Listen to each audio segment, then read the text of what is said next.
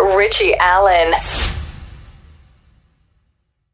You're aware of who's coming on because we've been all over Facebook, Twitter and other social media with it today. On Friday, Ray McGovern was on the programme, but before Ray was on, I didn't have a guest in the first hour. I spent a lot of time talking about a report in the BBC or on the BBC about a victim of child sex abuse who described in graphic detail to a BBC reporter, he was obviously, of course, he was disguised and his voice was disguised. He described a possible homicide linked to very, very powerful people in the 1970s and 80s.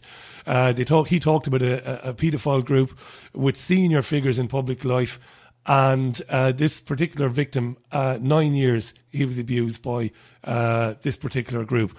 Now today, Monday, the Daily Mail, and this was linked to on davidicke.com/headlines, John Mann, who is a Labour MP, he said that he told police about a VIP paedophile ring and parties that were going on 26 years ago. He claimed that he handed evidence of this abuse to Scotland Yard, but the investigation was shelved. Now, I'm not going to go on and on because my guest is waiting about Butler Sloss and Fiona Woolf and Theresa May and all of that. He's going to get into that right now. Well, let me introduce him then. For me, personally, and I'm not cheap, by the way, I don't say this cheaply, he's one of the most important people, if not the most important man I've ever met in my life. He's also one of the most decent, thoroughly decent and humble people ever. He's selfless in the extreme, is this man, when you consider what he's gone through over the years and what he's done. He's also one of the nicest guys you could ever possibly hope to meet. I've never met anybody who's met him who's had anything but nice things to say about him. Of course, for 25 years, he's been writing and researching and talking around the world on these issues, but particularly the issue we're going to be speaking about tonight. He recently appeared for the second time at Wembley Arena back on October the 25th. A crowd of nearly 6,000 people turned up to hear him speak for well over 10 hours' time. I love the man, and I'm delighted to welcome him to the programme tonight. David Icke, welcome back. How are you? I'm all right, Rich. Looking forward to it. Yeah, I imagine you are. I mentioned a couple of stories there. One of the things that's been said right across Facebook today, and one of the things that's been said in many of the emails I've been given, obvious question, I suppose, you must feel vindicated. Well, yes, but I mean, the main thing is it's coming out. The most frustrating thing for me of all these years is knowing the shocking, staggering scale of child abuse and child torture and child murder worldwide, and being ridiculed by idiots in the mainstream media who will not look at the evidence. And the fact that it's now starting to come out, nothing like the scale of it, but people are starting to get now some understanding that the world's not like they thought it was. It's now starting to come out through the mainstream media. It's very, very, very encouraging. But it's a very important time that we don't let up, because as we'll get into this evening, there is a massive attempt, as there has been all along, to keep the lid on this, because there is no question that if even a part of the magnitude of what there is to come out does come out, then we're looking at the end of the royal as well as the political establishment, because the sickness that infests the establishment in all its forms of paedophilia, of Satanism, they're all absolutely connected, is beyond most people's capacity to comprehend. And what has come out is fantastic. What there is to come out is almost indescribable in terms of its volume. Do you want to go back to the very beginning for you then? Do you want to go back to, I know that 1998 wasn't the very beginning, David, I know that, but it was in 1998 that an extraordinary book came out, extraordinary in every sense of the word, called The Biggest Secret, not least because of what you said in it, but because of who you named in it, and then because of the lack of any action against you because of what you said in it. That was, I suppose, of all the books you've written. I mean, you've written a lot of books. They've all done well. They've all been well received. I've read your most recent book, The Perception Deception. But I don't think, I mean, The Biggest Secret had such an amazing impact. Do you want to go back to when you were writing that, before that? I mean, the floor is yours. I'm not going to be interrupting you. Well, it all started, Richie, with my, quote, experience in 1990, 91, when the top of my head blew off. And I started seeing the world in a completely different way. And it also really started in that psychic's front room in 1990, March 1990, when I was suddenly being told, here I am, a television presenter with the BBC, I'm suddenly being told that you're going to go out on a world stage and reveal great secrets. And one of the things that was said through her from, some other reality was that sometimes I will say things and wonder where they came from. They will be our words, was the quote. And at other times, he will be led to knowledge. And this was March 1990. Now, all I can say is, from that moment, my life became an extraordinary, synchronistic journey, which involved information being given to me, not just in incredible amounts, but virtually in the right order to be able to put the pieces together most easily. And so what happened after that is there were different phases. What would happen, and it's still happening to this day, is a subject would enter my life. I might meet someone, I might read something, and then suddenly, out of wherever, information about that subject would be coming at me from all angles. And from about the kind of mid to late, from a 95, 96, child abuse, Satanism, and all the things connected with it, secret societies big time, because those three things absolutely go together. That information started to come to me. And it was a trickle to start with, and then it just became a flood. And I went to the United States in 1996 to just go around the country talking and speaking, or speaking to nobody, but my goodness me, didn't I pick some information at that time. And I'll give you an example of the synchronicity of what was happening. Just before I went out to America in 96, I got a package through the post. It was from someone in this country. And they said, look, here's a book. Thought you might find it very interesting. And the book was called Transformation of America, by a lady called Kathy O'Brien and a partner, Mark Phillips, but mostly Kathy O'Brien, in terms of her experiences, which are fantastic. The first place I was speaking in the United States, the first place I ever spoke on these subjects in the United States was in Colorado, in Denver. So I get off the plane at the infamous Denver airport. Of course, it's another story. And I go to this event, and it's a multi-speaker event. And the speakers had little tables where you could put their books or, leaflets or whatever. And the organizers had given me one, and they'd given someone next to me one. And that someone was Kathy O'Brien, whose book I just bloody read, Amazing. Right? And I didn't know from Adam before. We became great friends, still are today, obviously from a distance, and Mark Phillips. And her story was one that I was to hear from person after person after person all over the world. She was taken as a very young child into a infamous government military mind control project called MK Ultra.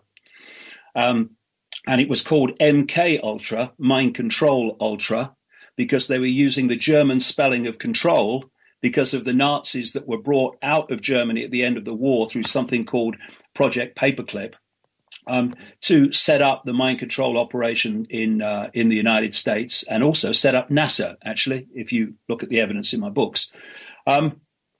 And very soon I became very, very clued up because of the people I was meeting who'd experienced it in mind control and the connection from mind control into pedophilia and Satanism. The form of mind control was called trauma-based mind control. And that is, you traumatize little kids to the point where it's called dissociation. And basically, in the simplest terms, you are creating the young child's mind in a form like a honeycomb, compartmentalized. And so they call these compartments alters, in other words, altered reality. And they have a front altar, which is the personality which people think is the person when they interact with them. Then they have the back alters, which are programmed, quote, personalities. They're actually mind control programs. And things like, we've seen with, assassins programmed to shoot, people and all that stuff. That's all part of this. Sirhan, who killed Bobby Kennedy, was a classic MK Ultra type mind controlled assassin. And massive part of creating these traumas, which break the mind up into these self-contained compartments, which are where the mind is basically, it's compartmentalizing and shutting off that part of the mind that experienced the trauma. And in doing so, it creates these compartments, which can then be turned into, quote, personalities. Do you know, Rich, I sat with a lady called Vera Diamond, who was a therapist who worked in Harley Street, with a very famous street for that sort of stuff and medical stuff in London. But her business, if you like, her practice was destroyed the moment she started talking about Satanism and pedophilia and mind control among the rich and famous. But I became a very good friend of Vera Diamond. And I sat in her front room and I saw in 20 minutes, half an hour, something like 8, 9 different personalities come out of one girl. One of them was a child, a baby, and then some were absolutely evil. Some were all different kinds of personalities. Whatever, and what Vera was doing, she gleaned through her various techniques the trigger codes to access that personality. So you have the front altar, that's the person we all know, but then when you give the trigger, that front altar goes to the back, and one of the back altars comes forward. Now this person's a totally different personality. And I saw that just by Vera giving these trigger, they could be words, they could be phrases, whatever. And all through this, pedophilia was fundamental, because pedophilia and Satanism and torturing kids was, like I say, a major way that they created these altars. Now, I've got the biggest secret in front of me, and I'm just going to read you a passage because I want people to understand the scale of horror that these kids go through and are going through now as I speak around the world.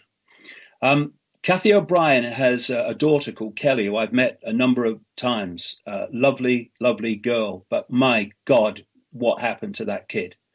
And Kathy O'Brien, one of the key people who traumatized her, well, among them, the key person was Father George Bush, a notorious pedophile and torturer and killer of children.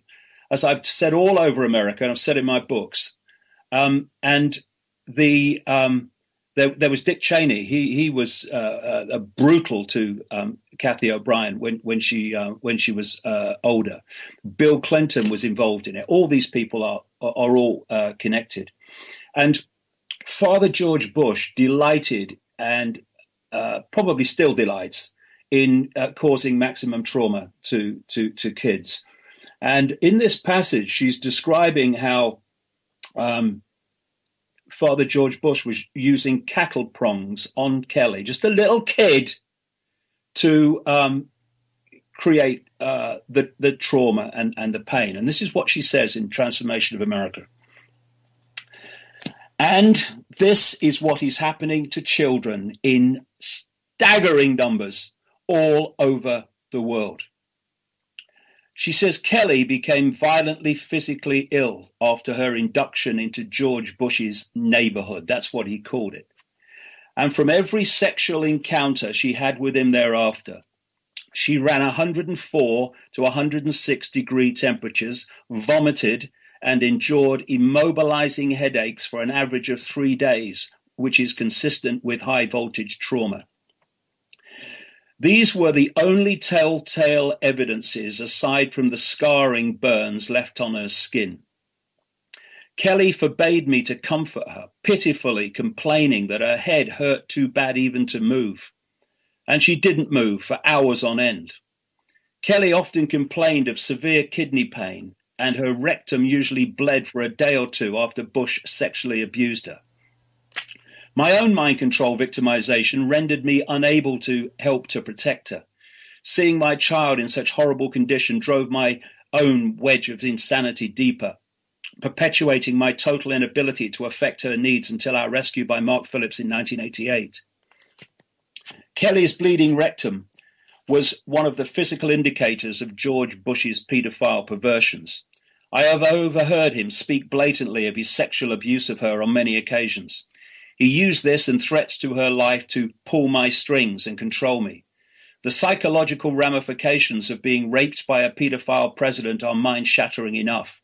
But reportedly, Bush further reinforced these traumas to Kelly's mind with sophisticated NASA electronic and drug mind control devices. Bush also instilled, and this is what all these kids get. Bush also instilled the "who you're gonna call and I'll be watching you" binds on Kelly, further reinforcing her sense of helplessness.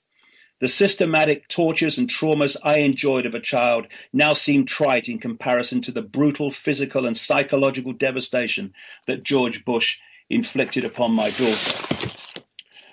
So this is the world that suddenly opened to me to see what was happening behind the scenes. And incidentally, the person who came to fetch Kathy O'Brien from her Satanist paedophile father to go into the mind control MK Ultra program was a man called Gerald Ford, who was the House of Representatives member for Michigan, where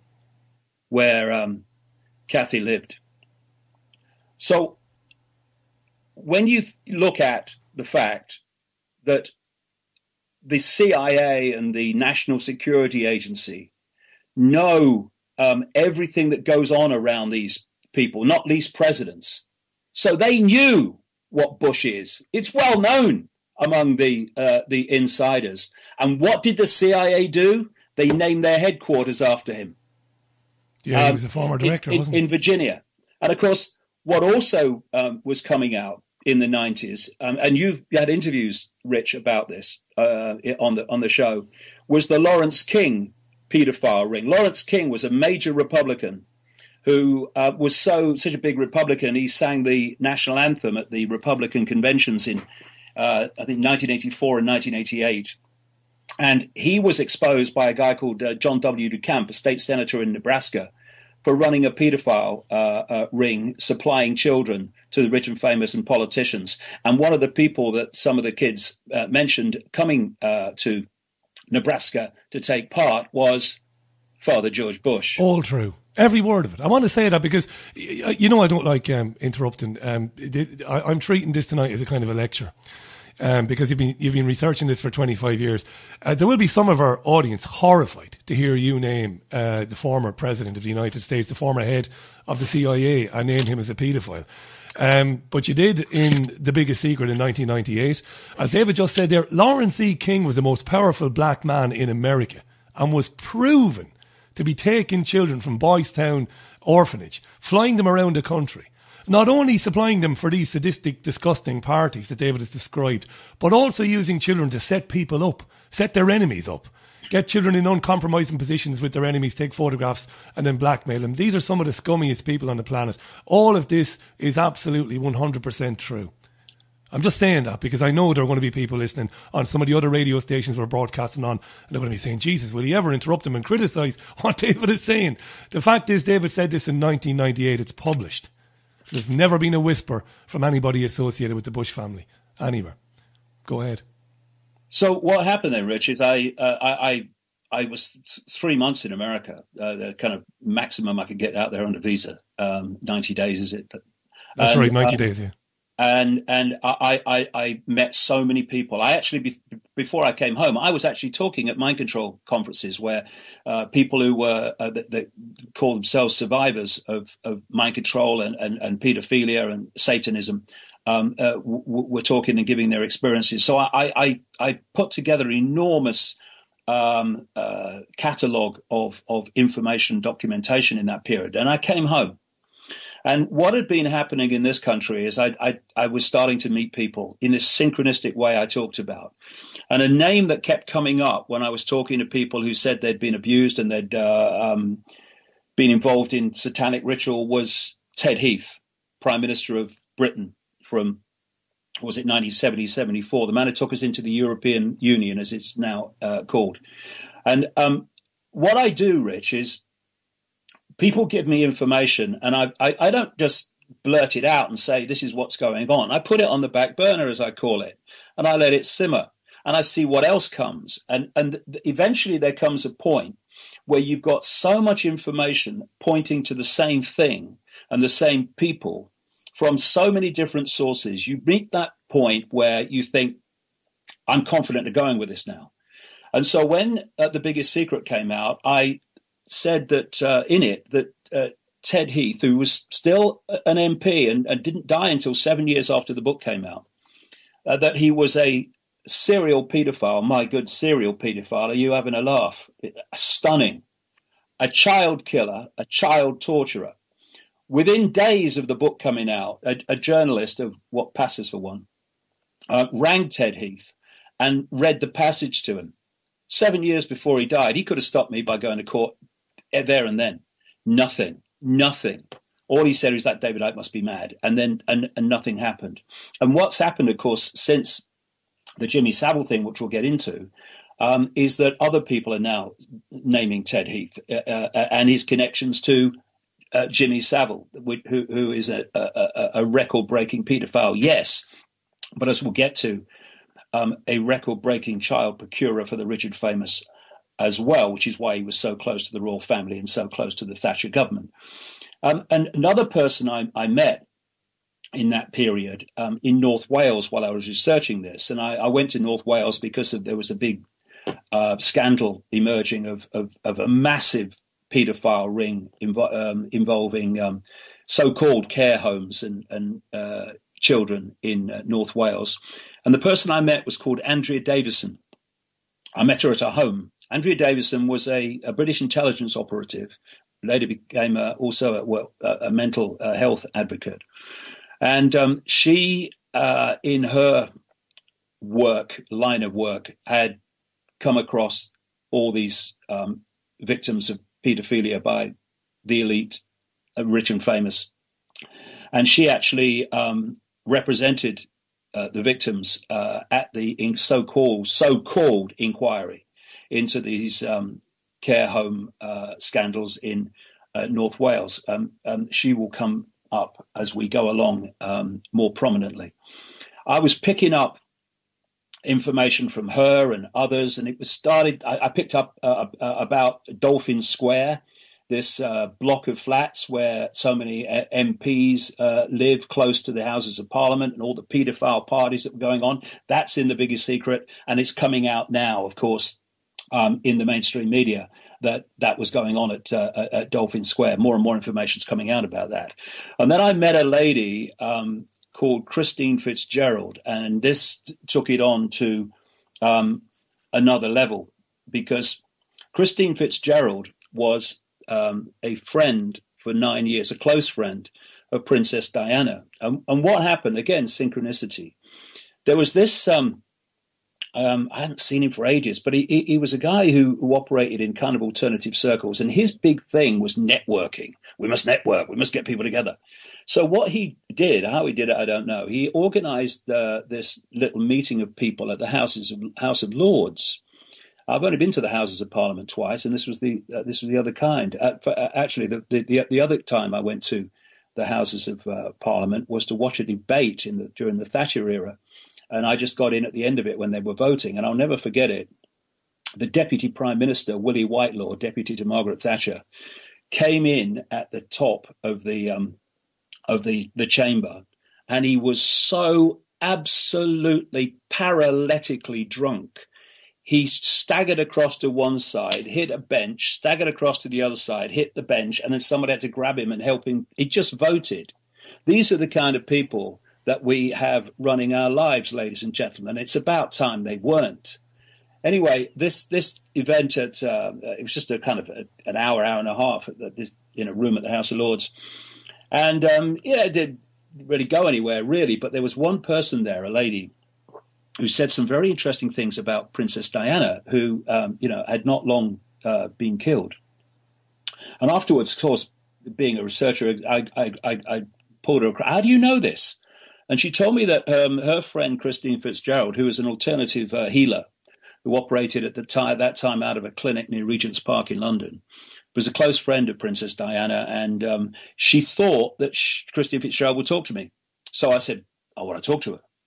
So a few days later, Christine Fitzgerald and this other lady, they walk off the Isle of Wight Ferry, where I live, and we sat down, and I've still got the tapes to this day. I recorded it all. And she was telling me about Jimmy Savile, among other things. She's telling me about the horrific treatment of Princess Diana by the royal family, how the royal family actually weren't human, which is something I'd come across from many other sources. But here was this lady coming from that point of view as well. And that Jimmy Savile was a vile man, a paedophile, and a necrophiliac, i.e. he liked to have sex with dead bodies. This is why Jimmy Savile, for people in other parts of the world, was an, quote, entertainer and a disc jockey, worked a lot for the BBC. This is why Jimmy Savile famously used to volunteer to be a porter in hospitals, because it got him access to the mortuary. This man was so unbelievably sick. Words, can't be found to describe it. So here is a man who it's now become clear was a known paedophile, and what he was doing was known by police, was known by many people. And here we have the British royal family inviting him into their inner circle, to the point where, as Christine Fitzgerald told me this, because Diana told her, but it's come out in other ways in the mainstream since, he was used as a go-between, a mediator between Princess Diana and Prince Charles when their marriage was breaking up. This man's an aging disc jockey, for goodness sake. And he was brought in to the royal family inner circle, in his own words, this is, in the 1960s, by Lord Mountbatten, a known paedophile. He was connected to the Kincora Boys' Home scandal in Belfast, though it was of course, kept quiet. Ted Heath was connected to the Kincora Boys' Home in Belfast, and so was a guy called Sir Maurice Oldfield, head of MI6. See why it doesn't come out? Yeah. And Lord Mountbatten was famously a mentor to both Prince Philip and Prince Charles. And Jimmy Savile said that he was liked by the royal family and invited into their inner circle because this is his quote, "I work deep cover." Now, what could that mean? That what he was doing, as well as his record-breaking personal paedophilia, was Jimmy Savile was procuring children for the rich and famous, including former Prime Minister and Prime Minister at the time, Ted Heath. And this is why, despite everybody knowing, or I say everybody knowing, lots of people knowing on the inside, and the police knowing, he was never collared while he was alive, because his back was being watched by the very establishment for whom he was supplying children, because people had to watch his back if they were going to watch their own. And so here we had a situation, again, as with Father George Bush. You cannot get anywhere near the British royal family, never mind the inner circle, without MI5 and Special Branch and all these Secret Service operations knowing every time you flipping cough. And here was a record-breaking paedophile and procurer of children for the rich and famous in the inner circle of the British royal family, taken there, invited there by a paedophile Lord at Mountbatten, and MI5 and Special Branch did nothing. They must have known. And the royal family didn't know. Are you kidding? They must have known. I've had this argument with people who listen to this programme and who used to watch us when we were in London. And I've had this argument with them. I've said the same thing, you know, basically quoting from you. I've said, how could they not know that? How could they not know who this guy was? You know, somebody getting that deep into the family, having that much access. How could they not know what this guy was doing and how often he was doing it?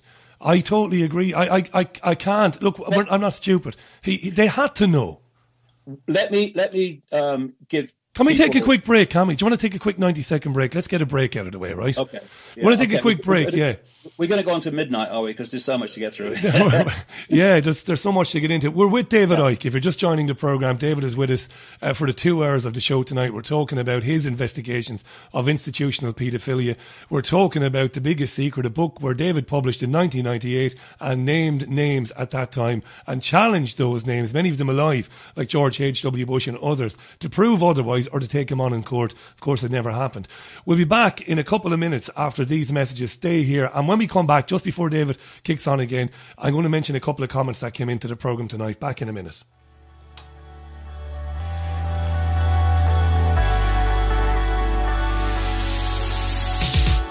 Sasmi Books is a friendly family self-publishing company set up to help authors and potential authors like you to get your book into print. At Sasmic, we offer self-publishing packages that get your manuscript published. We also offer other services that include book cover and layout design, website design, marketing materials, video production and other services. Here at Sasmi Books, we give every project the personal touch whilst offering competitive prices and delivering a quality service and product you can be proud of. So why not join us at www.sasmibooks.com to see what we can do for you. At Holland Hydroponics, you'll find a wide variety of hydroponic systems, accessories, plant nutrition and the latest hydroponic innovations, always in stock. Visit www.hydroponics.co.uk in May to find these fantastic offers. Holland's Hydroponics, open in Manchester, Burnley, Huddersfield and our new store in Flint, North Wales. For critical information ignored by the mainstream media, log on to davidicke.com/headlines now. Right, so it's 21 minutes at the top of the hour. This is the Richie Allen Show live on, on Fab Radio International, Talk Radio Europe, and of course it's going out live on davidicke.com. David is still with us. David, I'm just going to read out 2 comments. There's hundreds. And then it's back over to you. Okay. This from Dawn. Now, I gleaned these comments from quite a few places. I got them from your Facebook page, our own here at the show, emails and tweets. Dawn Allen, who wrote this on your Facebook page. In 1982, I went out with a guy who told me how when he was 15 and in trouble with the police in Rotherham, him and others he knew were forcibly taken to sex parties and had to perform sex acts for judges, barristers and high-ranking cops in exchange for drugs and sentences being dropped.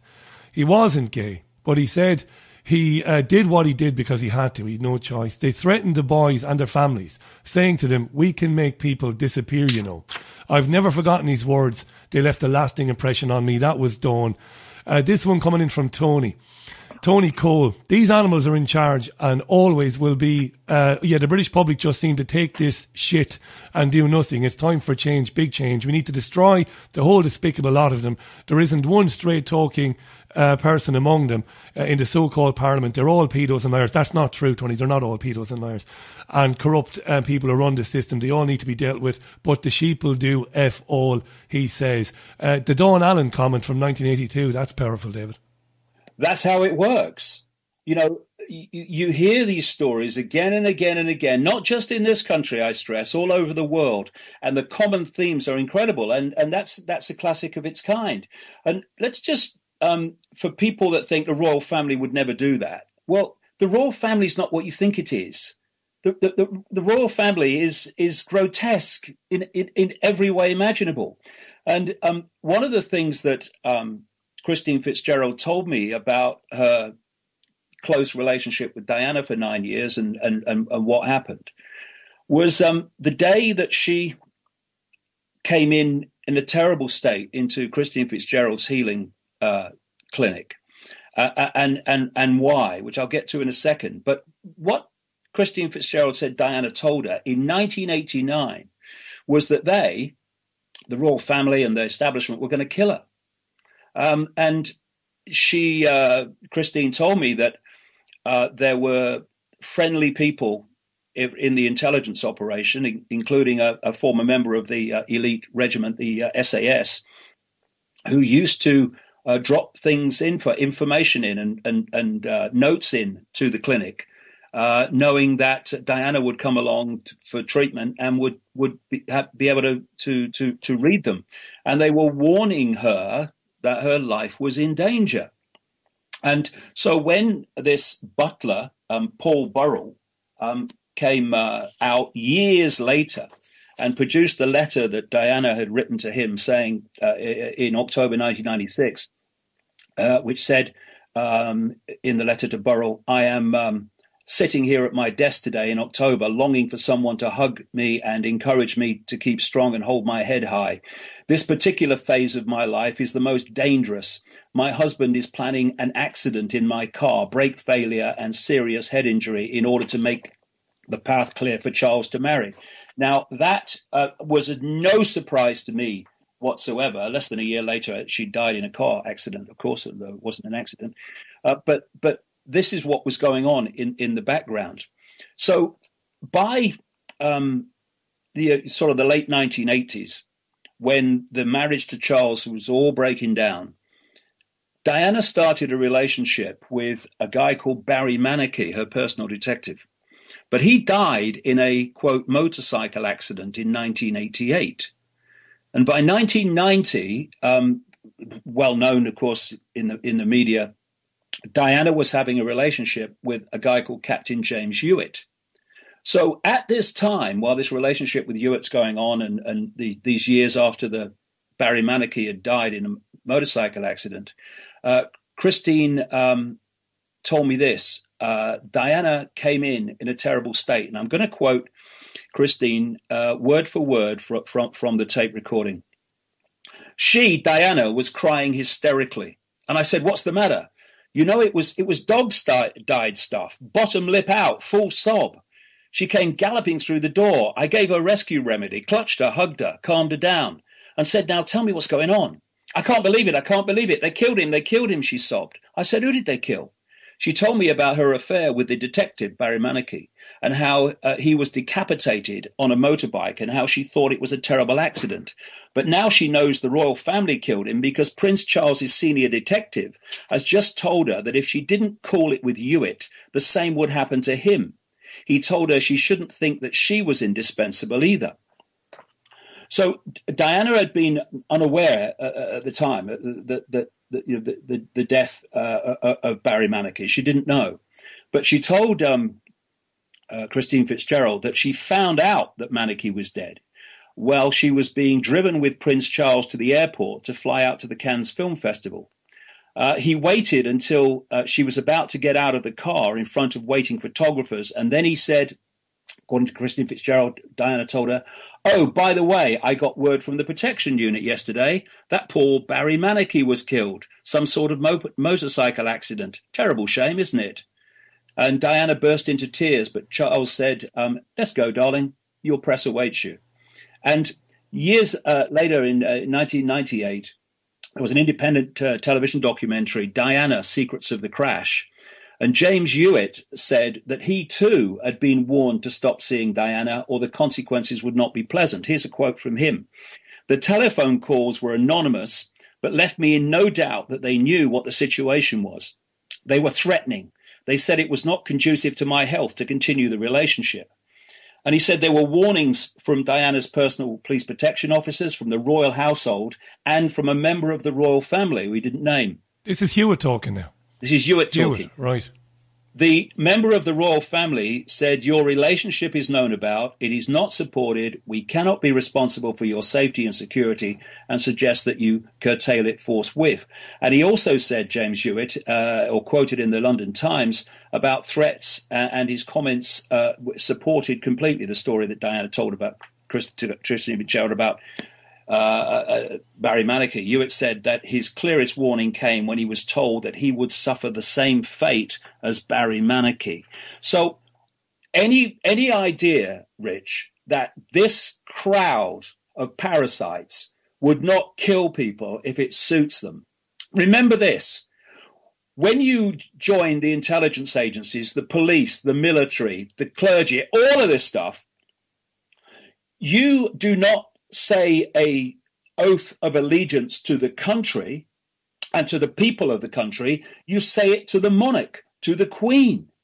And it's said that, oh, no, they're only here to bring the tourists in. Nonsense. The whole structure is structured so that the power is within the non-elected, not the elected.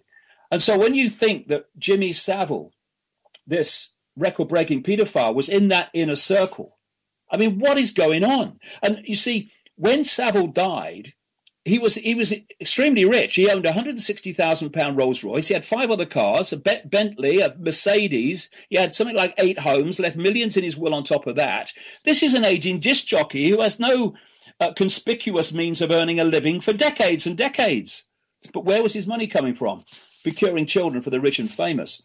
He was given a knighthood by the royals. He was given a papal knighthood by Pope John Paul II. Of course, the Roman Catholic Church, one of the great paedophile networks on planet Earth, if not the biggest. And we will find with the passage of time that we had a pope in Benedict who resigned, the first pope to do so in 600 years, because it was connected to all this stuff.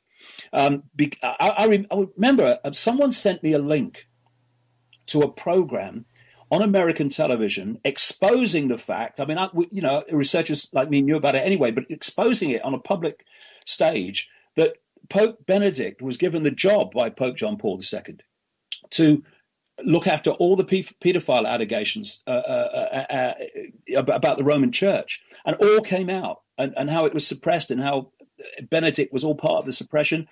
And that was the same week that he actually resigned as Pope. So we're looking at, and I hope we'll get it for the end of the program, we're looking at a global network of paedophilia / Satanism, because they are, as I keep saying, connected. And there's a reason why the ratio of paedophiles among the so-called elite bloodlines and families is far greater than it is in the general population.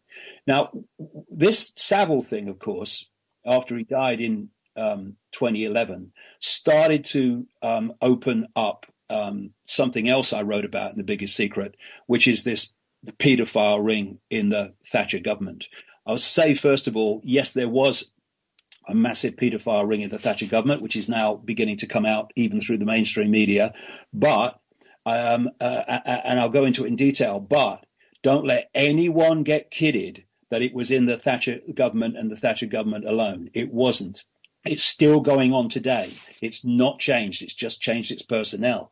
So Margaret Thatcher, first of all, her father, Alfred Roberts, in the corner shop in Grantham, was notorious in that town for his attraction, shall we say, to very young girls. Now, for our listeners who maybe they're hearing this for the first time, tell us how, because I know this, of course, let them know how we know this, because it's more than anecdotal evidence about this guy.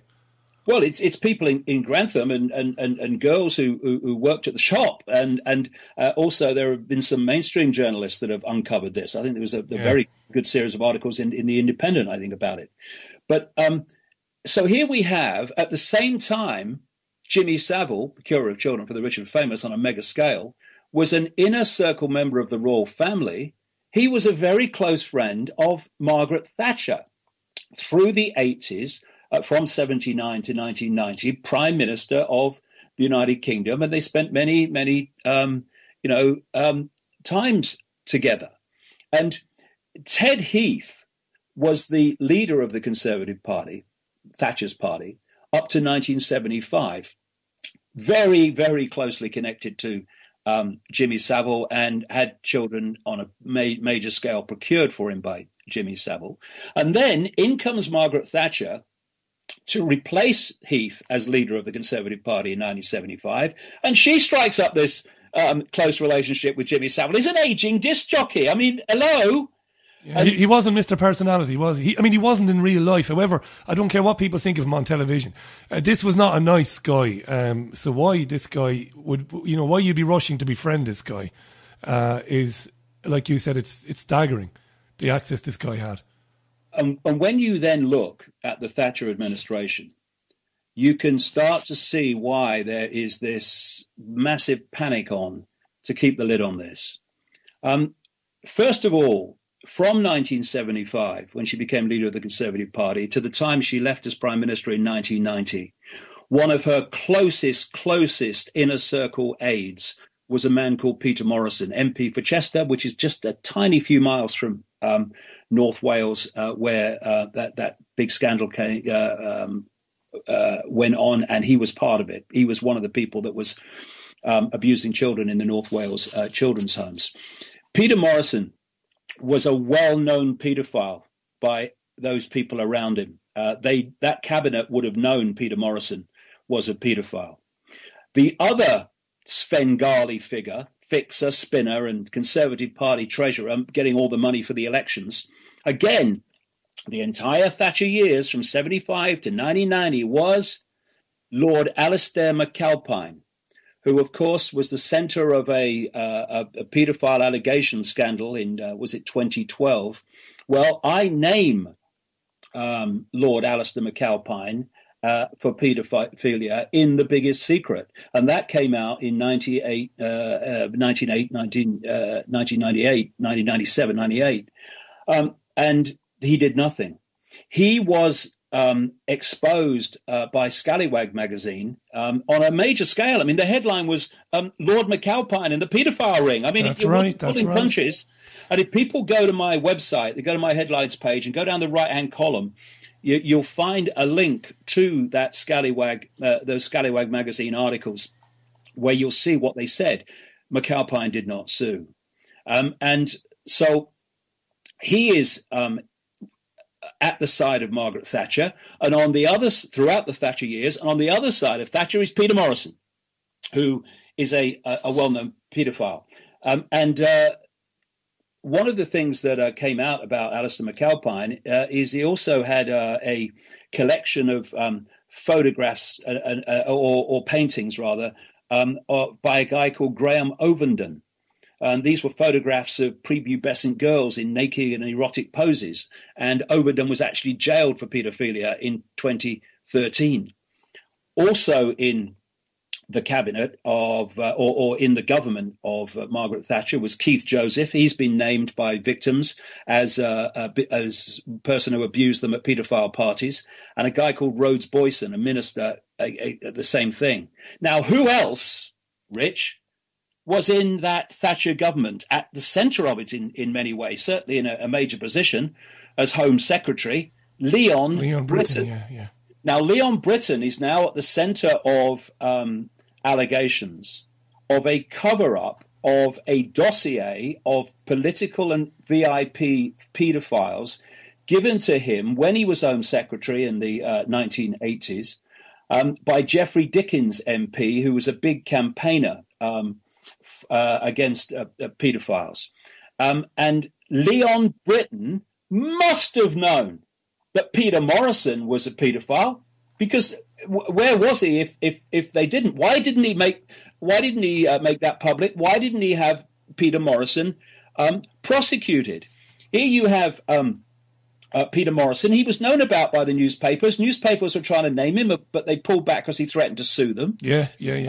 And then you have Rod Richards, a former Conservative MP and the former leader of the Conservative Party in Wales, who said this: "What I know is that Morrison was a paedophile. And the reason I know is that because of the North Wales child abuse scandal." And he said that William Hague, who has been Foreign Secretary until very recently in the Cameron government, he was Welsh Secretary at the time of the inquiry into the North Wales abuse. And here's Rod Richards, a member of Hague's party, saying that Hague should have seen the evidence about Morrison. Why didn't William Hague have Morrison prosecuted? Why didn't he act on it? Or the people in that government have been prosecuted. David, can you just stop there, because we're getting out for news now. So I've got to just get this in. William Hague was a close friend of Leon Britton and replaced him as MP for Richmond in Yorkshire. So all these things connect all the time, and I want to get into Edwina Curry's diaries next. Brilliant stuff. David Icke is staying with us for the full show. We'll be back just after the news with more explosive stuff. I'm going to disconnect from you, David. Don't worry about it. We'll reconnect just at the end of the news there.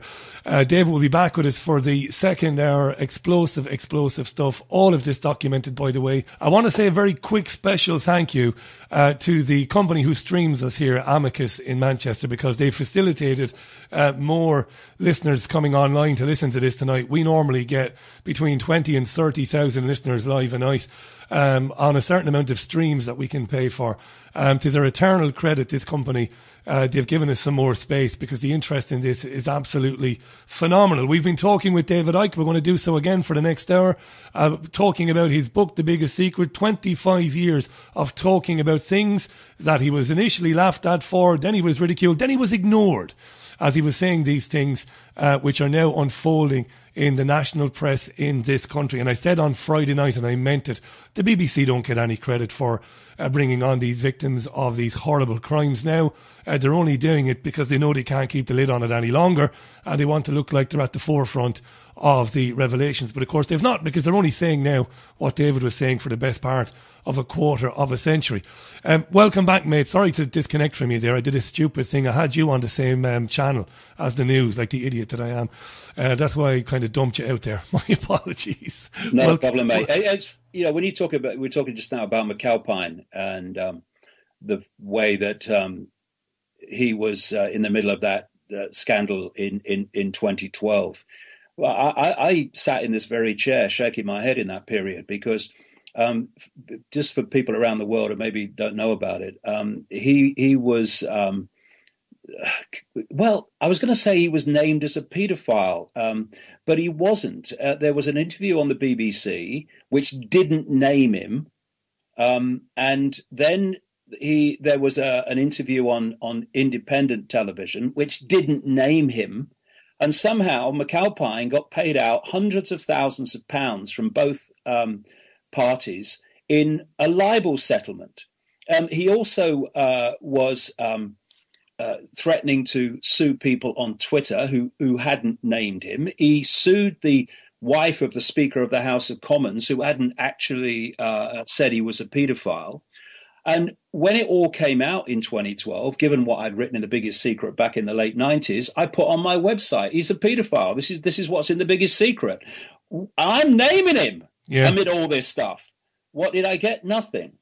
And I said before the news about Edwina Curry's diaries. Edwina Curry was a minister in the Thatcher government, and she wrote diaries about her various experiences. And one of them involved, or one comment involved, Peter Morrison, this notorious paedophile at the right hand of Margaret Thatcher throughout her period in office. And I've got the diaries in front of me, and this one's from 1990. House of Commons, Tuesday, 24th of July, 11:15 p.m. And she says here about a government reshuffle, a Thatcher government reshuffle. And she says, One appointment in the recent reshuffle has attracted a lot of gossip and could be very dangerous. Peter Morrison has become the PM's PPS, Parliamentary Private Secretary of Margaret Thatcher, PM, Prime Minister, for those around the world. Now, he, Morrison, is what they call a noted pedocast, she says, with a liking for young boys.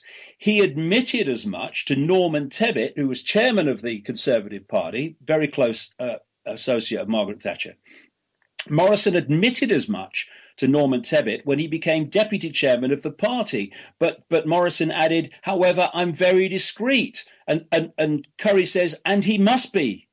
She says she, Margaret Thatcher, either knows and is taking a chance or doesn't. Either way, it's a really dumb move.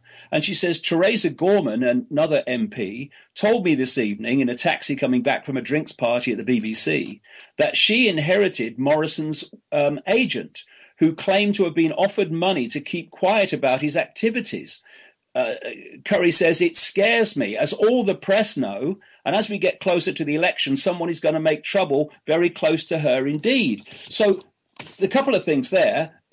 First of all, Edwina Curry, why are they in your diaries? Why aren't you telling the police? Why aren't you making it public? And here is the chairman of Mr. Moral Fibre, Mr. Morality, Norman Tebbit, who she's saying knew that Morrison was a paedophile, still made him a deputy chairman of the Conservative Party because he said he'd be discreet. This is what was going on, and it's still going on in government and politics, Westminster and Washington in general. Can I just say very quickly, to Edwina's credit, she came on our TV show, didn't she, in London, and we asked her about that. And, she said that suspicions were really suspicions. And they weren't. I that's what she said. Yeah, that's what she said to me on the air. Suspicions. They're not saying we think he might be. Yeah, they're saying he absolutely was, and it's clear from the evidence that people knew that he was. Now, this next thing brings Andrea Davison back, the British intelligence operative at one time, who was someone who compiled an enormous amount of evidence and documentation to do with the exposing of political and rich and famous paedophiles. But her documentation, which included information given to her by the MP Geoffrey Dickens of political paedophile dossier fame, was taken in a raid at her home in North Wales by North Wales and Derby police. So when we are supposed to be having this debate, was the Geoffrey Dickens dossier given to Leon Britton with all the names of the VIP paedophiles, was it lost by accident or what? Oh, it's a mystery. It's not a mystery. They wanted to clean out all copies and all confirmations of what was in the Dickens dossier, and Andrea Davison had some of that, and thus the raid by the police. And I want to quote her here because this is so enlightening. There's a review was started called the Macker Review into the inquiry into the North Wales paedophile scandal. So we're having a review, an inquiry into the inquiry. And what they're doing this with the police investigations as well. They're having so many inquiries and inquiries into inquiries and so many police investigations under different names, Operation Cover Up and all that, that people are getting lost in the complexity of it all. But what Andrea Davison did was give a long statement to this Macker Review talking about what happened in North Wales and how this cover-up goes on. And she sent me a copy, and you can now get it on the internet. If you put Andrea Davison Macker Review statement, Macker MACUR, you'll see it in full. But I just want to pick these bits out of it. This is from her statement to this review. And this is someone who's investigated political and VIP paedophilia for a long time. Photographic evidence of child abuse is destroyed by order of the court. Provable fact. The Gillings report, that was yet another report into the North Wales scandal, into child abuse in North Wales, was also ordered to be pulped by order of the county council. Investigators and whistleblowers' evidence of child abuse is seized. Evidence of child brothels, transportation routes, hotels and bars, fixers, providers of false documents and outlets for the trade in images of child abuse and snuff videos that have been identified is also ignored. And tragically, all the evidence either disappears or is ignored. And very quickly before I go on, there is a structure, and it's like a transnational corporation. If you look at a transnational corporation, it has a headquarters, it has a central point, and then all the subsidiaries of that central point operate according to the diktats of the central point. So if you go into a McDonald's in any country, you're basically going to the same McDonald's. This is the structure. Well, the structure of paedophilia and Satanism and secret societies come to that is just the same. And so if you think of a pyramid, at the top of the pyramid, you've got a tiny few people. The further you come down the pyramid, you're meeting more and more people. Now, in these pedophile satanic rings, the few people at the top are the only ones that know how the whole thing fits together and what's really going on. And the further you come down that pyramid, people know less and less and less. And of course, if you look at any organization, including, for instance, the police, they're all structured in this hierarchical pyramid structure. And this means that you do not have to control every policeman or even close to every policeman. There's a lot of good policemen out there, police officers out there, who are stymied and suppressed and oppressed by the system. But you only have to control those positions within the police that dictate what's going to be prosecuted and what's not going to be prosecuted. And if you can also control the hire and fire positions, then you can make in the upper echelon, then you can make sure that the key positions are peopled by your people within your network. And this is how it works. And so through this pyramidal system, these pedophile rings infiltrate politics. They infiltrate, as I've said, the police, the judiciary, the media, and so on. And so through this structure, this is how it's done, which will become relevant as I continue with Andrea Davison's statement here to the Macau Review. She said, "The majority of my documentary evidence was taken by 19 North Wales and Derby police officers, headed by DC Wynnard and DS Hunt, on January 13th, 2010, who emptied my 3 flats of documents and valuables. The warrant was signed by Derby Judge Burgess. A full list of the thousands of documents taken has never been provided. Neither has a list been provided of the thousands of pounds worth of gold jewellery and heirlooms seized at the same time. Over 3 years later, nothing seized has been returned. It's now 4. I made a concerted effort," she said, "to get my documents about illegal arms sales and child abuse and journalistic material back from the Derby and North Wales police. But whoever was behind the raid on my property had enough power to ignore legitimate requests for the documents' return.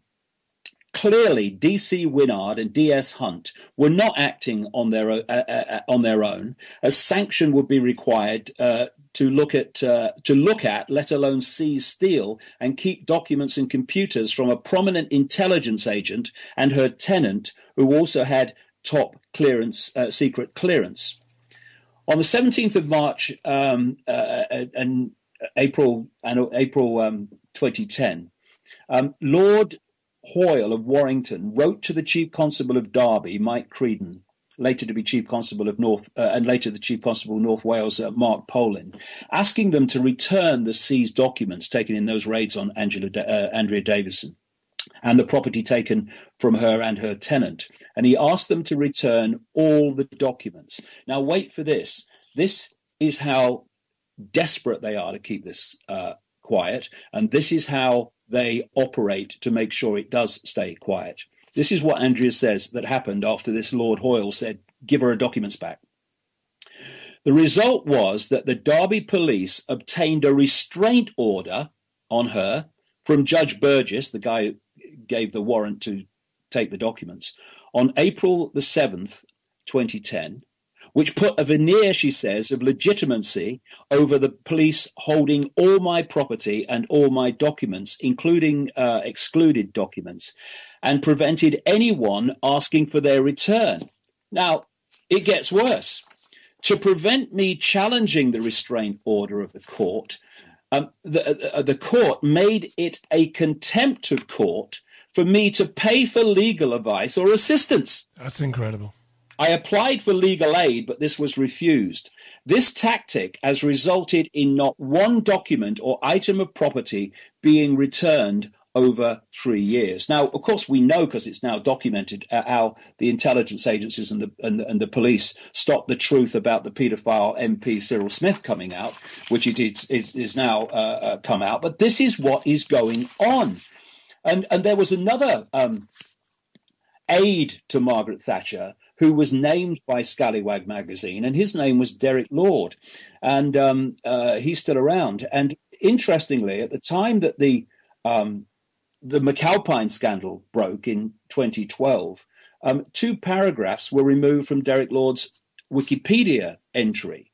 One of them that was removed and has not been put back, I looked today, said this: Lord is a long-standing family friend of Samantha Cameron's family, that's the wife of the current Prime Minister, and a personal friend of David Cameron, and attended their wedding at Ginge in Oxfordshire. He has a wide circle of friends in the celebrity, political and business communities. The other thing that was removed from that Wikipedia page at the time said this: Lord has a wide circle of friends in the Conservative Party. The list of Tory friends with whom he is known to go on holiday and socialise with is illustrious and includes Lord, McAlpine, Peter Lilly and Michael Portillo. Now, why would you want to remove something like that from a Wikipedia entry? Doesn't follow. And you see there what Andrea Davison was saying about the way that it's covered up. And you mentioned earlier this MP that's come out now today, John Mann, yeah, the Labour MP, who said that he reported these paedophile parties at Dolphin Square near Houses of Parliament and other London locations, and how the police basically put the lid on it and did not investigate. And he said that the inquiry, the case was closed within 3 months on orders of those at the top. Now we're back to this pyramid structure, Rich. The police officers lower down may want to investigate this. They may be outraged by it. I'm sure many are. But this structure of control the positions that decide if a prosecution is going to happen or not happen, and you control the game. And that is how it is done. And this brings us, after all this evidence, so this is a fraction of what you could give, but it's enough to make the picture. We come to the blatant attempt to put safe people in charge of this new inquiry now into what happened to the Geoffrey Dickens dossier that was given to Leon Britton as Home Secretary, with these paedophile names in it, which disappeared. The first person, and we've got to look at this Home Secretary, Theresa May, who's appointed the 2 heads so far, both of which through public pressure and exposure have had to step down. We have to look at Theresa May and ask this: why are you putting people in charge of an inquiry that so blatantly and so obviously, as we've seen, will have no confidence from the victims that are supposed to be helped here by this inquiry? They would have no confidence in the 2 people she's put forward. The first one she put forward, Baroness Butler Sloss. Now, you know, if you're around the world and you've not come across this story, I am not making this up. I have to make that point because most people would think I would. It's so ludicrous. The Attorney General, Sir Michael Havers, this major law officer in the Thatcher administration, at the time that Leon Brittan was Home Secretary, at the time this Dickens dossier was handed over and went missing, Sir Michael Havers is someone who has quite blatantly suppressed the prosecution of known paedophiles, including a diplomat called Sir Peter Heyman.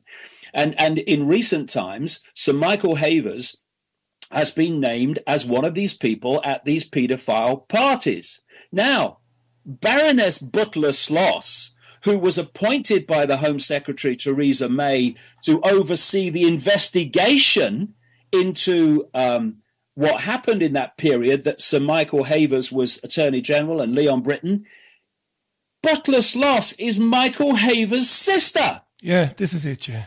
You could not make that up. And this is another thing about Butler-Sloss. She was appointed, again during the Thatcher period, to lead an inquiry into child abuse in Cleveland, in the north of England, which was reported in 1988. Now, this is what the Guardian newspaper said about the way Butler-Sloss handled that investigation into child abuse in the 1980s. For all the blather about the dynastic pedigree and noble vocation of Elizabeth Butler-Sloss, her 1988 report into the child abuse crisis in Cleveland in the Northeast was a model of establishment guile and bad faith. It contributed to the myth that this crisis was not about abuse at all, but mad or bad professionals, zealots who saw abuse everywhere. Her report did not ask or answer the question, were the children abused? Her focus were arrangements, not abuse. Though her report did not ultimately the diagnosis, it encouraged the myth that it was all wrong. After a trail of avoidable child deaths at the hands of cruel carers, paediatricians and child welfare professionals in Britain, child welfare professionals in Britain were under orders, thou shalt intervene. But Butler-Sloss criticised them for doing that, for failing to suspend belief. That guideline to suspend belief has haunted child protection professionals ever since. Another thing about Baroness Butler-Sloss, she was responsible for a controversial ruling which prevented warnings being issued about dangerous paedophiles. This is another newspaper article, senior social workers attacked her decision, made when she was an appeal court judge, and warned that it would have major ramifications. As the government faced growing pressure to review its decision to appoint Lady Butler-Sloss to the major new inquiry, one proud child protection expert said the peers' involvement in the ruling had the unintended consequence, they say, of allowing paedophiles to get away with their crimes. Of course, Butler-Sloss led the inquest into the death of Diana before she stepped down. So if you are looking at someone whom victims will have no confidence in, given the background, not least being the sister of this Michael Havers bloke who was right at the centre of it, which she was supposed to be investigating, you would appoint Baroness Butler-Sloss. Yeah, that's right. But we are entering different times, Rich, because this is now starting to get out. Victims are getting more confident, and I'll tell you why, because people are starting to listen. The frustration that they must feel when all these years, I felt fantastic frustration seeing it, and I wasn't abused. What do they feel like? So after Baroness Butler-Sloss is forced to step down, after all this comes out, Theresa May appoints Fiona Woolf, Lord Mayor of the City of London Financial District. Now, last time I looked, there are 60-odd million people in Britain, and 60-odd million people from which you can put people in positions. And Fiona Woolf was chosen to replace Butler-Sloss to oversee an inquiry involving Leon Brittan, the Home Secretary, and what happened to the dossier of paedophilia he was given. And Fiona Woolf not only is a friend of Leon Brittan and his wife, but lives in the same street. It's extraordinary. People Having cosy dinner parties together. Now, again, think of the last person that you would have confidence in if you were a victim wanting the truth to come out about whatever happened involving Leon Britton and this dossier. You would appoint Fiona Woolf.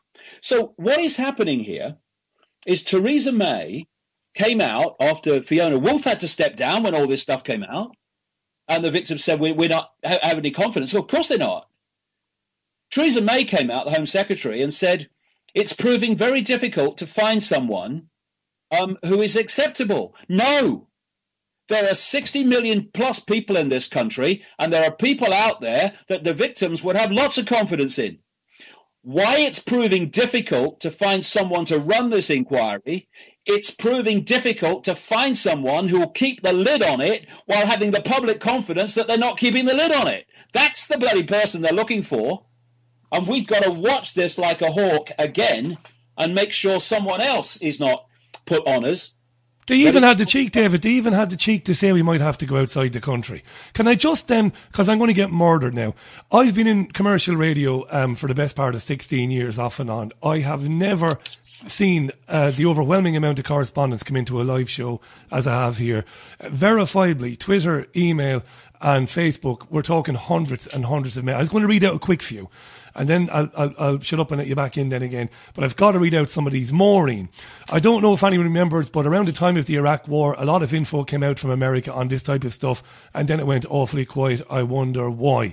Absolutely Andy, right. Yeah, Andy, when it comes to VIPs doing this, the public just can't handle that this goes on amongst VIPs. Oh no, they wouldn't or couldn't do that. And there's their cover right there. What a powerful one it is. Claire, I'm furious about this. Lies, lies, lies. And now all this going on for years. These bastards must be brought to justice. Karen, this is depravity at its worst. The trouble is Westminster rely on the good old British public not to do anything. Apathy being the operative word. Steve, I remember you, David, writing about this 20 odd years ago. I was fascinated about what you was revealing about the world on its lies. Funny how those who might have laughed on the Wogan show, how they must feel right now. Tommy Wilson, there is a paedophile politician in, I'm not going to say where because he might be identified, in Australia. He was charged 3 years ago with possession of child porn, still holds his seat in Parliament, has collected over $1 million of taxpayer money since being charged, and has delivered 3 speeches to Parliament in as many years. How the F has this been allowed to happen? True story, look it up, he says. And finally, for the moment, Daniel on Twitter says, is so much of this so... Not so much it happened that long ago, but 20, 30 years, even with good police people trying to do their job, is it difficult to investigate stuff that happened so long ago? All those comments, and there's hundreds more, David, hundreds more. Well, I just say at this point, Australia is a massive centre for paedophilia and Satanism. And Lord McAlpine had major connections to Australia, not least a place called Broome in Western Australia. And Australia's massive, but it's everywhere. That's the point. And you know, this paedophilia is so infested in the system that it does come up everywhere. I mean, the Dunblane massacre of children in 1996 at the Dunblane Primary School in Scotland, when a guy called Thomas Hamilton shot dead 16 children and a teacher before killing himself. Thomas Hamilton was a procurer of children for the rich and famous. He was a smaller version of Jimmy Savile in Scotland.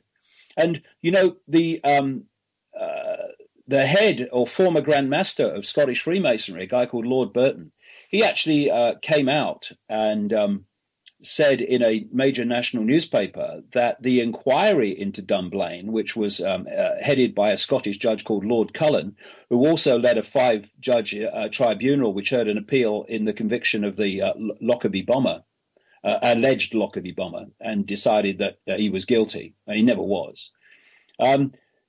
Lord Cullen headed this inquiry, and Lord Burton, this Grand Master of Scottish Freemasonry, said in this article in this national newspaper that the inquiry, the Cullen inquiry, was a cover-up that suppressed crucial information.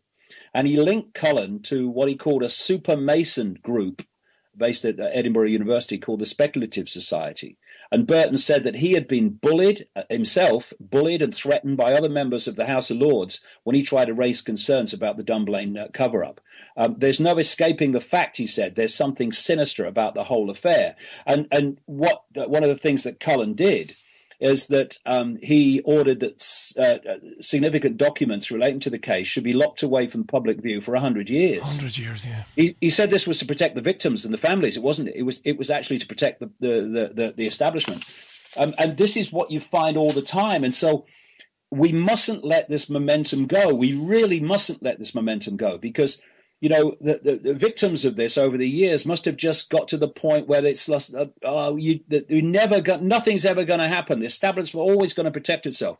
But that's why we need not to let them down by letting this drop and let it go away. Another guy, by the way, that I've written about involving paedophilia is Anthony Blunt.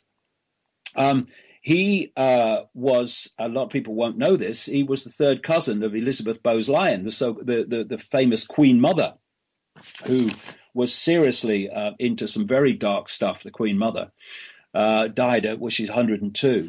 And Blunt was a paedophile, and he was also part of the Russian spy ring with people like Donald McLean, Guy Burgess, and Kim Philby. And there was another person in that ring who's never been named, and his name was Lord Victor Rothschild, very close friend of Anthony Blunt. And Blunt was sent to Germany at the end of the Second World War to retrieve documents, sent by the royal family to retrieve documents that showed their collusion between the Windsors and their Nazi family in Germany during the war. And he was made surveyor of the Queen's pictures, the royal pictures, as a result, before he eventually was outed at last as a Russian spy, part of that ring at Cambridge University, or Cambridge graduates, etc., and had to step down. But wherever you look, paedophilia comes up. If we go back to what I was saying about when this started for me, and I in the 1990s, and you're going from synchronistic information to synchronistic information, and whichever major political figure that was pushing the world in the direction of this global agenda, this Orwellian agenda, the major figures invariably turned out to be members of secret societies, not surprising, pedophiles or Satanists, and sometimes, in fact, more than sometimes, all three. And so what we're looking at is a network within the establishment that has its tentacles into all these different areas of society, into the media, corporations, banks, politics, royalty. And while on the surface we see things that are apparently opposing each other or different, like we see a Labour Party and a Conservative Party, a Republican Party and a Democrat Party, we see this and that, and all apparently apart, they're actually all brought together by this hidden hand, this hidden structure of manipulation and power, in which pedophilia and Satanism are absolutely at its heart. And, we go deeper in the rabbit hole here. And if people think, it's been challenging so far, hold on. I mentioned earlier Christine Fitzgerald. In this same period that I was traveling America and the world in general and picking up all this information that was cross-referencing and cross-checking itself about pedophilia and Satanism, I also came infamously to the information about the fact that there are hybrid bloodlines that are actually driving this structure I'm talking about, that are part human and part non-human, part human, part reptilian, although reptilian's only part of it, as I explained at length in the last book and at Wembley. And Christine Fitzgerald not only told me all about the royal family, the way they treated Diana, the way the influence and the behavior of Jimmy Savile, etc. She also confirmed to me, and just some background, I had not spoken to anybody about, the biggest secret hadn't come out. I hadn't spoken to anybody about this information about these reptilian human hybrid bloodlines. And so she had not a clue. And we're talking, me and Christine Fitzgerald, about, all that's going on. And then she said something like, do you know what Diana used to call the Windsors? I said, no. She used to call them the lizards or the reptiles. And so I played the the ignorant fool, because what I don't do is tell people too much if it's not in the public arena, because I don't want to influence what they're saying. So I said, what do you mean? And then she started telling me about the fact that the Windsors are actually a hybrid bloodline, part human, part reptilian. And this is exactly what I've been told by many, many other sources up to that point. And so when you think how accurate Christine Fitzgerald has been in terms of what she told me in the late 90s and what has come out, and she also told me this stuff about the fact that they are hybrid bloodlines. And it's important just to talk about this, because we're getting closer to the point of why there are so many pedophiles in the upper echelons of society. This is a direct quote from Christine Fitzgerald in actually what we're dealing with. The Queen Mother, now there's a serious piece of wizardry. The Queen Mother is a lot older than people think. To be honest, the royal family hasn't died for a long time. They've just metamorphosed. It's a sort of cloning, but in a different way. They take pieces of flesh and rebuild the body from one little bit. Because it's lizard, because it's cold-blooded, it's much easier for them to do Frankenstein shit than it is for us. The different bodies are just different electrical vibrations, and they've got that secret. They've got the secret of the microcurrents. It's so micro, so specific, these radio waves that actually create the bodies. As I've been, writing about at length, the body is a hologram. It's an energetic holographic field, which fits exactly with what she's saying. They know the vibration of life, and because they're cold-blooded, they're reptiles, they have no wish to make the earth the perfect harmony it could be, or heal the earth from the damage that's been done. The earth's been attacked for Xeons by different extraterrestrials. It's like been a football for so long. This place was a bus stop for so many different aliens. All these aliens, they could cope with everything, including the noxious gases. They're landing all the time and coming up from the bowels of the earth. They looked like reptiles originally. This is why they're described as such by ancient accounts. But they look like us when they get out now through the electrical vibration, that life key I talked about. They can manifest how they want to. All the real knowledge has been taken out and shredded and put back in another way. The Queen Mother is chief toad of this part of Europe, and they have people like her in in each continent. She was a massively high satanic witch, the Queen Mother. Most people, the hangers-on, they don't know about the reptiles. They're just in awe of these people because they're so powerful. Don't think of people like the Queen Mother and Queen Victoria as different people. Think of them as the same person, which after a while had to replace their coat. When the flesh dies, that energy, while it's dying, will be, in her colourful language, will be immediately up someone else's backside, for anyone not in Britain. It's very vampire, worse than vampire. They're not going to come to you with hooked teeth and suck your blood. Fear is their food. I've been saying this for all these years. They can actually take fear and manifest it into a tangible thing. That's why society is structured globally, to create maximum fear. The key is the vibrational current. At that vibrational current, they can manifest anything from anything. It's like a holographic image. There you go. We are all minerals and water vibrating. This is all an illusion we are living in. That's the secret. And she goes on. Now, how does this fit in with why these bloodlines are absolutely obsessed with paedophilia? Because these entities that go under the name of archons and jinn in the Islamic belief system and demons in the Christian belief system, all over the world they have different names. Same force, same entities we're talking about. They feed off human fear. Yes, they feed off human low vibrational emotional energy, fear, anxiety, all these things, depression. It's why they want a society that manifests those things. War. I mean, think of the energy that is created.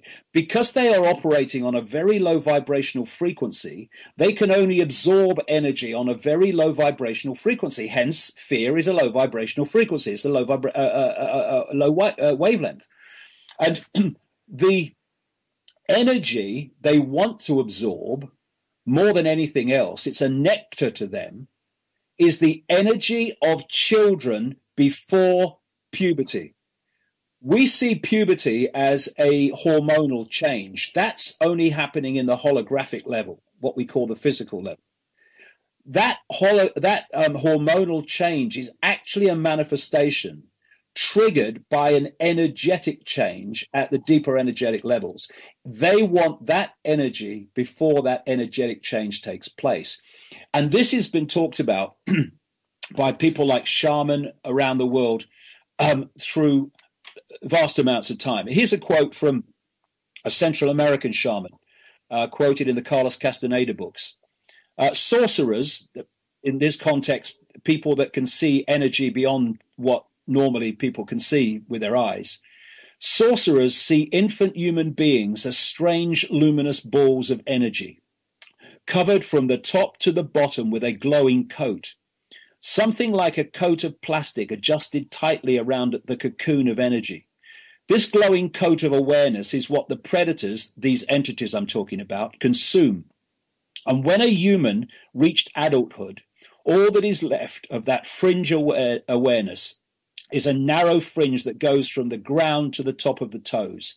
That fringe permits mankind to keep on living, but only barely. And so what is happening is that while the pedophile, and these are possessed people, these are either entities of the hybrid bloodline, or they are possessed by these entities. And they have this urge for sexual abuse of children. While the sexual abuse is going on, they are used as a conduit for the entity beyond human sight to draw off the child's energy through the pedophile and steal and absorb the child's energy. Now, if you can do that while the child is deeply distressed and deeply traumatized, which is what is happening, then you absorb the child's energy on the low vibrational frequency that you need it to be for you to have the capacity to absorb it, because radio 1 can't absorb radio 2. They're on different frequencies. So this is what is happening. They traumatize the children purposely. They torture the children purposely. And so many of them, once the energy has been taken, are then killed so that they can't tell the story of the people they recognized, famous people in society who've done it to them. So what is happening is that the energy of children is being stolen in this way, and this is why these hybrid bloodlines are so awash with pedophiles and pedophilia, why so many children are abused worldwide. It's staggering. You know, I was telling you earlier in the day, Richie, there was a lady I met in America whose husband had just been murdered, and they'd taken her children away. They were foster children, but they were in the process of adopting them. It's very clear from the story, because I spent a long time helping this lady and working on this, that they wanted the children for some reason. And they were taken away and given to someone else. Very strange people, actually, a strange person. They said that now the husband was dead, that this lady couldn't bring them up alone. And then they gave the children to a woman living on her own.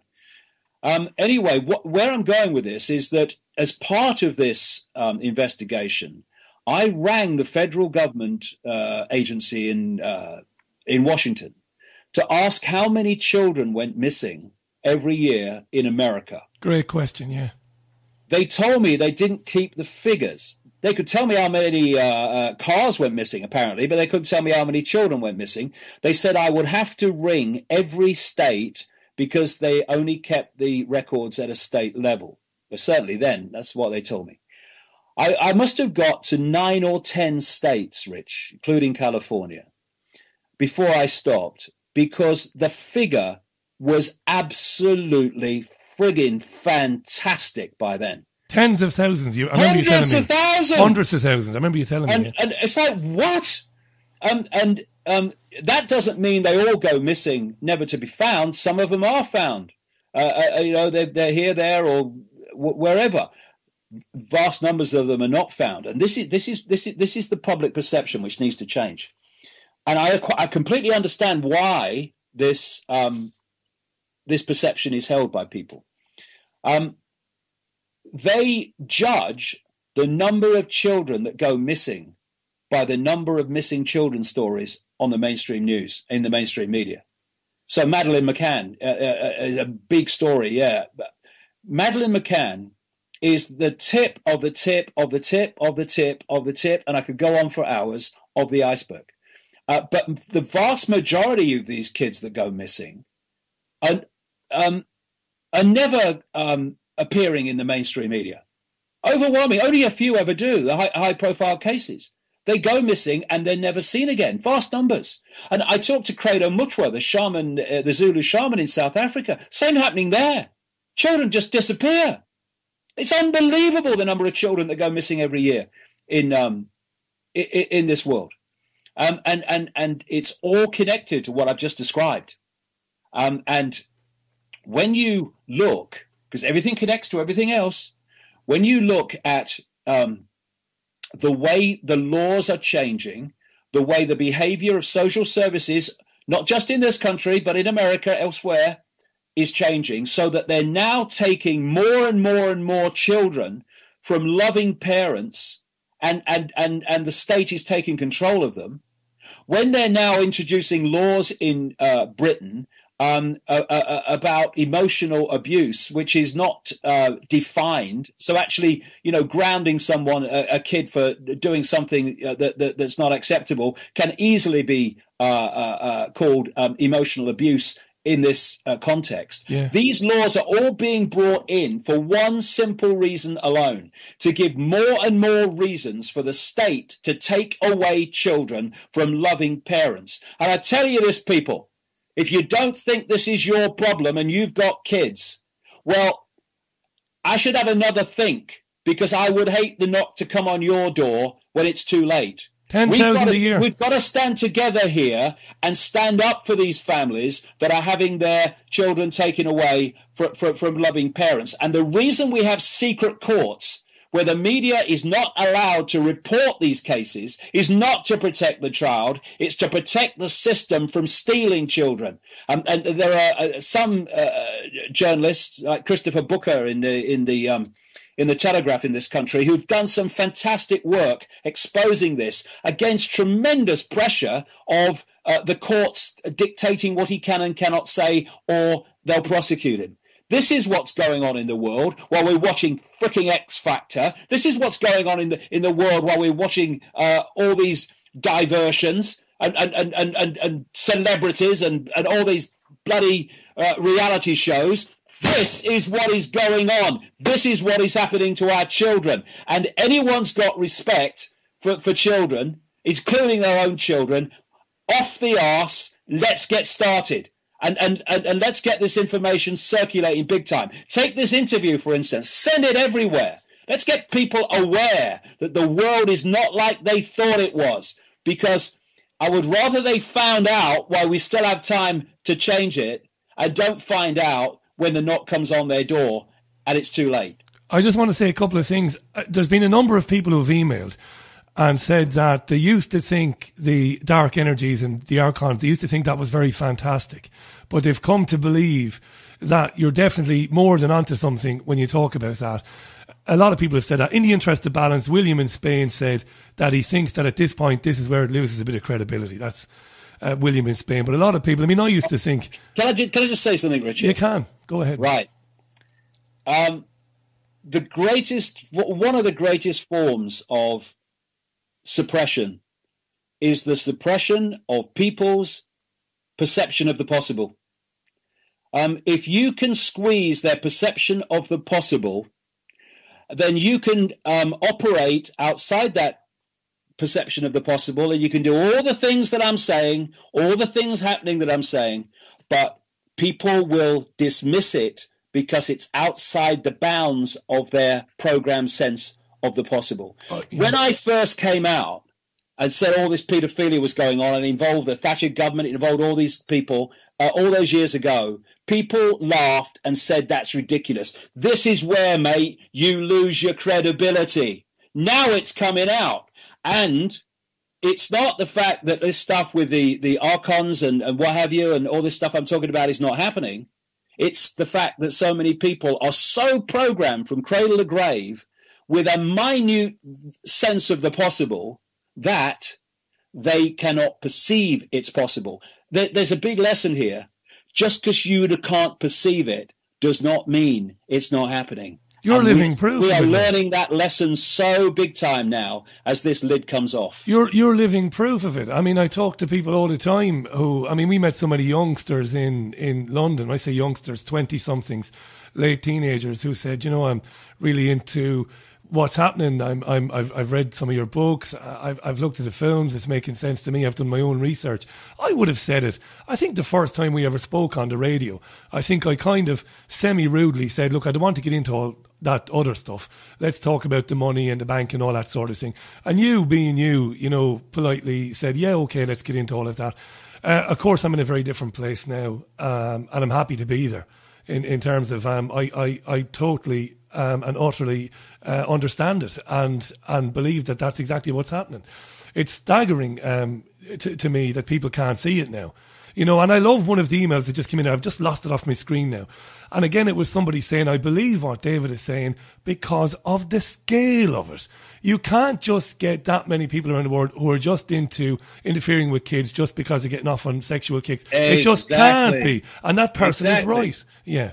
And see, when you read like this MP man today and others, and you read victims and what they say, they're saying like these paedophile parties at Dolphin Square next to Parliament. They're saying they didn't even try to hide it. They didn't even try to hide themselves, and they just were kind of open about it, in these parties. And the reason they were so open about it in the way that these victims describe is because they know that the system is so stitched up in terms of their kind, their network being in control of law enforcement and government and media and all of this, that they can almost flaunt it in a way. But what they didn't bargain for was people outside of the mainstream system who were going to grab them by the tail and refuse to let go. That's what they didn't bargain for. And now it's starting to come out and they're running for cover. Well, there ain't a cover big enough, ladies and gentlemen. It's coming out and the game's going to be up. And we must not let this go away. What was that quote I used at Wembley? Something like, when we've exhausted every possibility, let's get started. Yeah, that's right. Right. Let's come together here and put down our differences, whether we believe this or believe that, whether you see it like that, put it down. There are vast numbers of children being abused, tortured, and murdered. I love it. This week, the police are investigating a possible murder involving this political paedophile ring. A murder. My goodness me, the scale is fantastic, and they can cover it up because of all these things. In fact, there was a paedophile in Australia, not a paedophile, well, he might have been, but he was a Satanist in Australia. And before he died, he produced a document, not apologizing for Satanism, but actually flaunting it. And this is what he said. I've got a quote here about the abuse of children. He said, politicians are introduced by a carefully graded set of criteria and situations that enable them to accept that their victims will be, quote, our little secret. Young children sexually molested and physically abused by politicians worldwide are quickly used in sacrifices. In Australia, the bodies are hardly ever discovered, for Australia is still a wilderness. Now, our little secret. This is one of the things they do, and this is what intelligence people were doing in North Wales as well. You get these politicians involved in sex with children, you film it secretly, and that politician will then pass any law you want for the rest of his or her political career. Bought and paid for. Do you know what? And paid for. Ted Heath was one of those. And this is why you get politicians doing things that appear to be against everything they've ever stood for. It's because if they don't, it comes out. So they do it. And this paedophilia is another aspect, a very important aspect, Rich. The use of blackmail is another way that politics is stitched up by the hidden hand. And we saw that in the Franklin scandal. We're out of time. Look, we'll get back into these issues again, maybe in the new year, maybe not so early in the new year. You've got things going on. I want to thank you for your time, mate. Not just for me, but from the hundreds and hundreds of messages we've got coming in tonight. Many of them have said that they want to thank you personally for what you've done. A lot of so-called alternative media people trying to act all big and bad in the last few years, like they're on top of this issue. No, they're not. I said this on Friday night. You've been talking about this for over 25 years. I'm in your debt, mate, and so is everybody else. Thanks very much. It's a pleasure, Rich. Always a pleasure to talk to you, mate. And I'm so glad for the opportunity to put some pieces together so the picture can be seen. And please, can you get this around anywhere that you can, so that more and more people can at least have the opportunity of hearing what's really going on. Richie Allen.